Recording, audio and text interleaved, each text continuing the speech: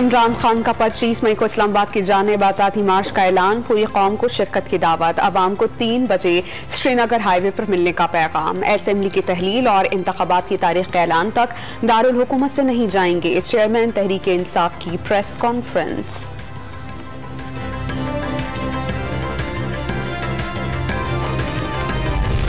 इमरान खान मुल्क में civil war करवाना चाहते हैं तो ये उनकी भूल है, अवाम गिरेबान से पकड़ेंगे। वजीर आज़म ने वाज़ेह कर दिया, इमरान खान को अवाम के खिलाफ गुनाहों की माफी नहीं मिलेगी।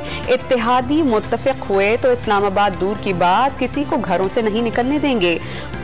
वज़ीर दाखिला राना सनाउल्लाह का दो टोक पैगाम। लॉन्ग मार्च की तारीख का अचानक ऐलान इमरान खान की सबसे बड़ी सियासी गलती साबित होगी। लीगी रहनुमा साद रफीक का दावा, ऐलान वापस लेने का मशवरा। इमरान खान की ब्लैक मेलिंग में कोई नहीं आएगा। पीपल्स पार्टी का इंतखाबात से कबल इस्लाहात पर इसरार, आजादी मार्च को गोगी बचाओ मुहिम का नाम दे दिया। बलोचिस्तान के जिला शिरानी के जंगल में लगने वाली आग पर 14वें रोज भी काबू ना पाया जा सका।